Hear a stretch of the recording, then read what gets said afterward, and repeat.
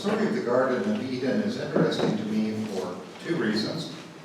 First, it depicts God not as an omniscient micromanager of the universe, but rather as someone who likes to walk in the garden in the cool of the night. And second, it says that there was a time when our species did not have the knowledge of good and evil. Those must have been good times. But whatever really happened with Adam and Eve and whatever the story is supposed to mean, it quite clearly depicts our reality. We have the knowledge of good and evil, and we deal with the consequences every day. We're not going back to the garden. We shall instead persist in the desert. Now, if that sounds dreary, then I would suggest that a little dreariness is appropriate for the first Sunday in Lent.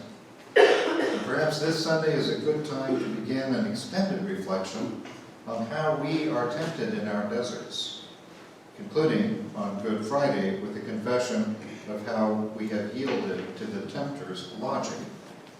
Logic? Yes. And I refer to something specifically as a conditional statement, an if-then statement. Now, the mathematics lesson is not coming. We're dealing with Holy Scripture. Notice from our gospel lesson that each of Satan's temptations is conditional. If you are the Son of God, then command these stones to become loaves of bread. If you are the Son of God, then throw yourself down from the pinnacle of the temple. If you will fall down and worship me, then I will give you all the kingdoms of the world. And each of these tests identity. Who is the Son of God? Is it Jesus of Nazareth? Who is the one who shall be worshipped? Is it Satan or God Almighty? The story about the Garden of Eden has conditionals too. If you eat of this tree, then you will die. But the tempter said, if you eat of this tree, then you will be like God, knowing good and evil. And here too are tests of identity.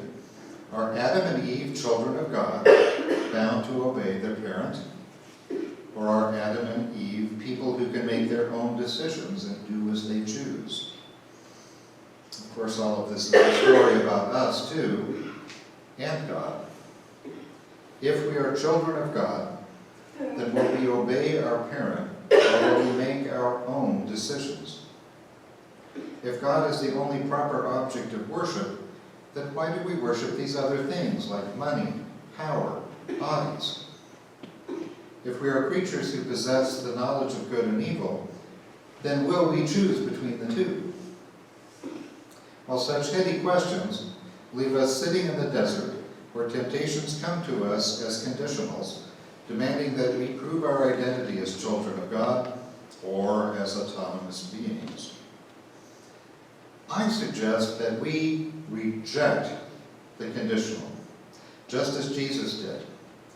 Recognize the conditional as the temptation that it is and say, away with you, Satan.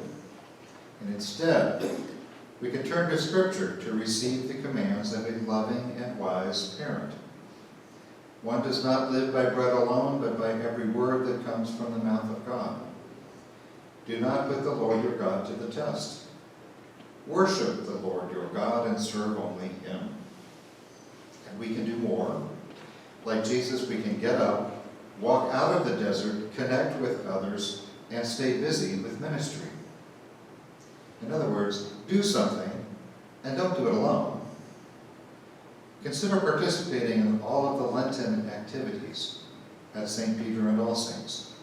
For example, Wednesday nights we'll gather here at 6 o'clock for evening prayer, followed by supper in the parlor, and meditations, Lenten meditations after that.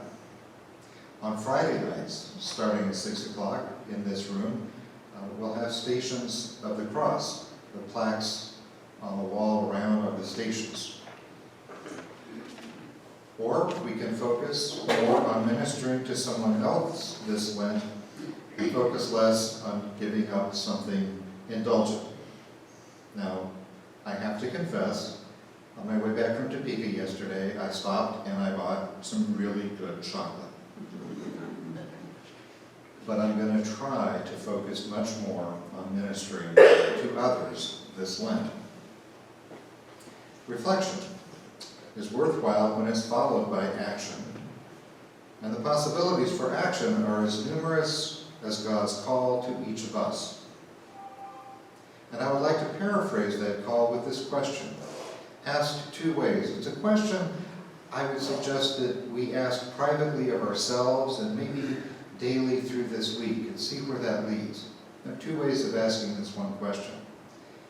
If I am the child of God, then if I am the child of God, then, and here's the other way of asking it. If I am the child of God, then, if I am the child of God, then, see where that leads.